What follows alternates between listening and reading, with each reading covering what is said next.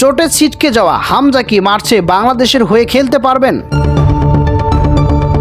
English club Leicester city গত মৌসুমে ছিল প্রিমিয়ার লিগ, অবনতি হয়ে এবার খেলছে চ্যাম্পিয়নশিপে। তবে ইংলিশ ফুটবলের দ্বিতীয় স্তরের লিগটিতেও এখন স্বস্তিতে নেই লেস্টার সিটি।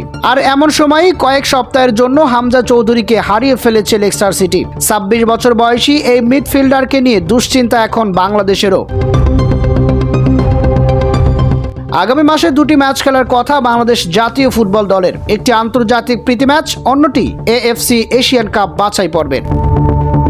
সংশয় দেখা দিয়েছে বাংলাদেশের ফুটবলের এই মুহূর্তে সবচেয়ে বড় তারকা ম্যাচ দুটি খেলতে পারবেন কিনা। হামজা চোটে পড়েছেন গত শনিবার চার্লটন অ্যাথলেটিকের বিপক্ষ ম্যাচে। সহ অধিনায়ক হিসেবে মাঠে নামা হামজা সেদিন ম্যাচের আধ ঘন্টার মাথায় চোট নিয়ে মাঠ ছাড়েন। হাঁটুতে আঘাত পাওয়ার পর স্ট্রেচারে করে মাঠ ছাড়তে হয়েছে হামজা চৌধুরীকে। চোটের তীব্রতা যে গুরুতর তা প্রথম দেখাতেই বোঝা যাচ্ছিল। পরে ম্যাচের শেষে লেস্টার সিটির অন্তর্বর্তীকালীন কোচ অ্যান্ডি কিং বলেন, দ্রুত সময়ের মধ্যে তাকে পাওয়া যাবে বলে মনে হচ্ছে না। হামজার হাঁটুতে স্ক্যান করানোর কথাও জানান তিনি। লেস্টার সিটি ভিত্তিক কিছু ওয়েবসাইটের প্রতিবেদন বলছে এমসিএল নামের চোটে পড়েছেন হামজা চৌধুরী। এজন্য 6 থেকে 8 সপ্তাহ মাঠের বাইরে থাকতে হতে পারে হামজাকে। আশার দিক হচ্ছে হামজার পায়ে কোনো ধরনের অস্ত্রোপচার করা প্রয়োজন নেই। চুক্তিবদ্ধ খেলোয়াড় হিসাবে হামজার চোট ব্যবস্থাপনার বিষয়টি দেখভাল করবে লেস্টার সিটি।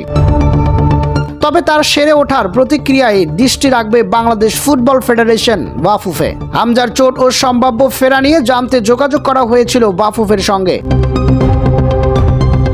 ফেডারেশনের সাধারণ সম্পাদক ইমরান হোসেন বলেন, হামজা বাংলাদেশ দলের পরবর্তী ম্যাচের আগেই মাঠে ফিরবেন বলে আমরা আশা করছি। হামজার সাথে আমাদের যোগাযোগ রয়েছে। পরিস্থিতির ওপর বাফুফে নজর রাখছে। আমরা এখনো মনে করি না তিনি মার্চের ম্যাচ থেকে ছিটকে গেছেন। আমরা আশা করি তিনি কয়েক সপ্তাহের মধ্যে ফিট হয়ে উঠবেন এবং মার্চে ম্যাচ খেলবেন।